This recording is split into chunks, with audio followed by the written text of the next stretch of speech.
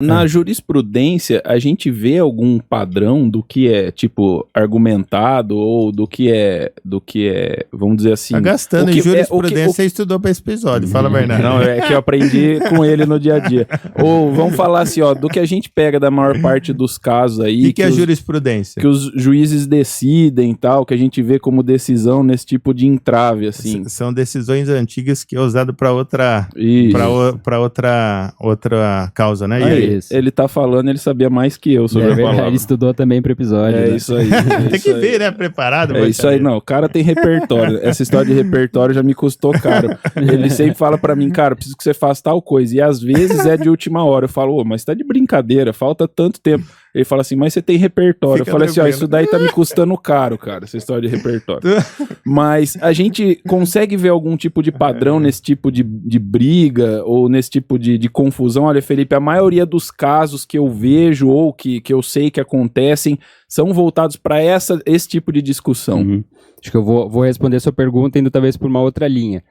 Cara, minha sugestão, sinceramente, para quem tá começando a ter algum problema societário, que tá vendo que pode chegar num ponto de briga mais efetiva assim, é não buscar o judiciário.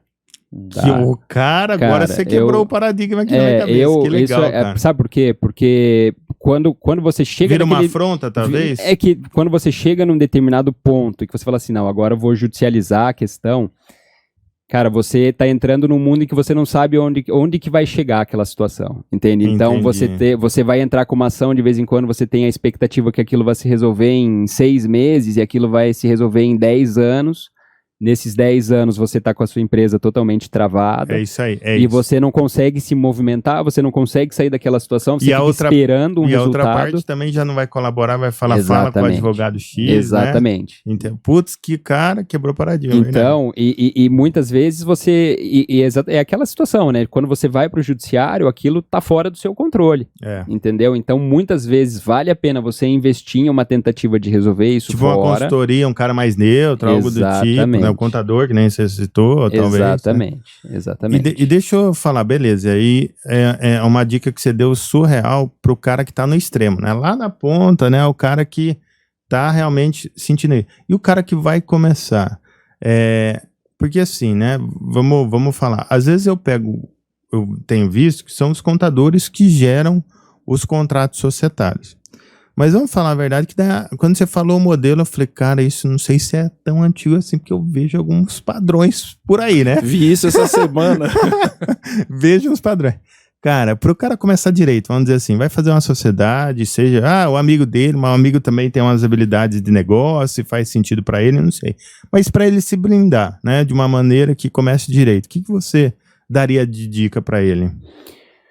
Olha, eu acho que nem a gente foi conversando desde o início, né? Cuidar e estruturar bem como vai ser a divisão das cotas, cuidar e estruturar bem como vai funcionar a administração da empresa e talvez, muitas vezes, um cuidado que você, quando está começando uma sociedade, você não pensa naquilo, que é o natural, mas também já começar a entender e a estruturar como vai ser a parte sucessória daquela empresa. Uou! Tá?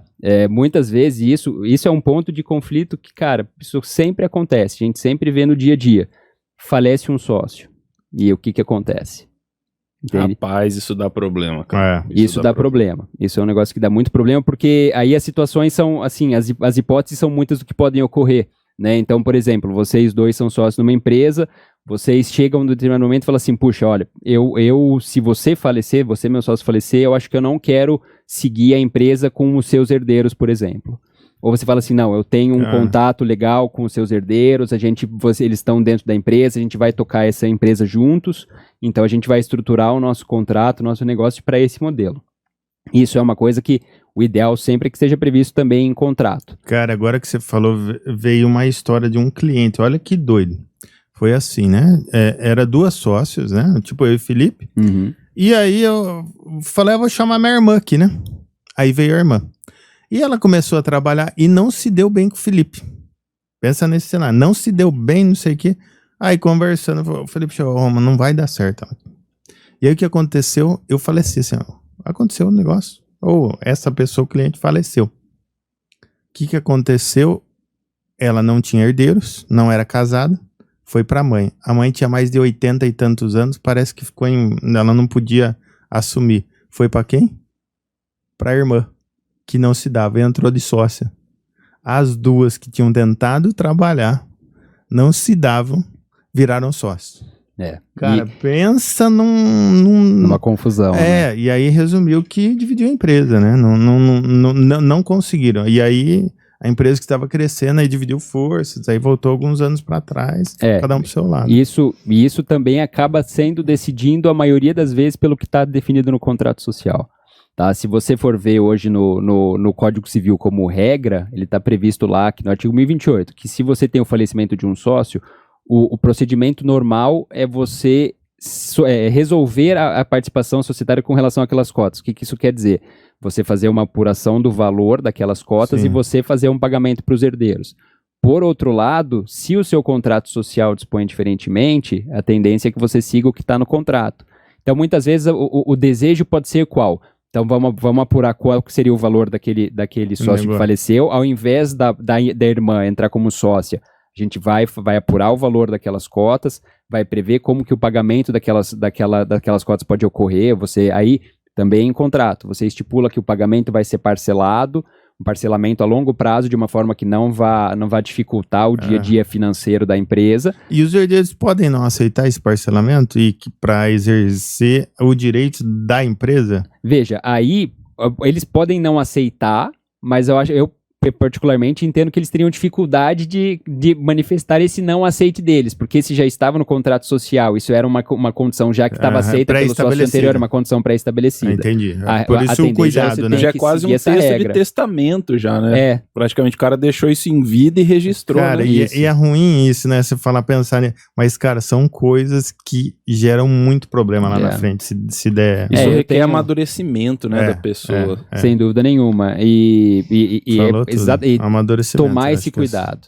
Tomar esse cuidado. Você pode, por exemplo, ter no contrato social, sem o sócio saber, porque não é o costume dele tratar desse tipo de assunto, mas pode estar previsto lá uma empresa que tem 2 sócios, que se um dos sócios falecer, você vai encerrar as atividades da empresa. Você vai dissolver a empresa. Caraca. Entende? Olha o problema que isso pode gerar. Total. Depois, um herdeiro, por exemplo, que queria entrar na empresa, mas o outro sócio não quer que ele entre, ele vai chegar, então você tem que dissolver a empresa. Cara, e os clientes que dependem, já pensou? Entende?